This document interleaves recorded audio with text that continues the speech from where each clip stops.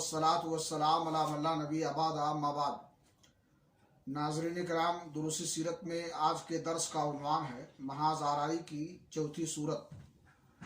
महाज़ आराई की चौथी सूरत सौदेबाजियाँ, जिनके ज़रिए मुशरिकीन की कोशिश थी कि इस्लाम और जाहिलियत दोनों बीच रास्ते में एक दूसरे से जा मिले, यानी कुछ लो और कुछ दो की वसूल पर अपनी बाज़ बातें मुशरिकीन छोड़ दें और बाज़ बातें नबी सल्लल्लाहु अलैहि वसल्लम छोड़ दें।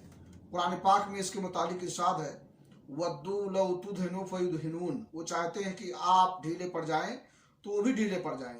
मुअज्जम तबरानी की रवायत है कि मुशरिकीन ने रसूलुल्लाह सल्लल्लाहु अलैहि वसल्लम को ये तजवीज़ पेश की कि एक साल आप उनके माबूदों की पूजा करें और एक साल वो आपके रब की इबादत किया करें। इब्न इसहाक का बयान है कि रसूलुल्लाह सल्लल्लाहु अलैहि वसल्लम खाने काबा का तवाफ़ कर रहे थे कि असवद बिन अब्द मुत्तलिब, वलीद बिन मुगीरा, उमैया बिन खलफ और आस बिन वाइल साहमी आपके सामने आए।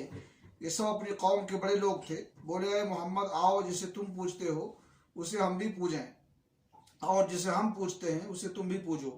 इस तरह हम और तुम इस काम में मुश्तरक हो जाएं।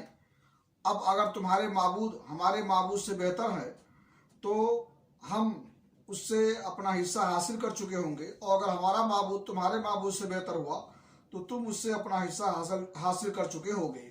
इस पर अल्लाह ताला ने पूरी सूरह कुल या अय्युहल काफिरून नाजिल फरमाई, जिसमें ऐलान किया गया कि जिसे तुम लोग पूछते हो उसे मैं नहीं पूछ सकता, और इस फैसला कुन जवाब के ज़रिए उनकी मज़ाक़ा खेज़ गुफ्तो सुनीद की जड़ काट दी गई। अल्लाह रब्बुल आलमीन से दुआ है कि अल्लाह ताला हमें सीरत नबी के मुताबिक ज़िंदगी गुजारने की तौफ़ीक़ अता फ़रमाए। व आख़िरु दावाना अल्हम्दुलिल्लाहि रब्बिल आलमीन।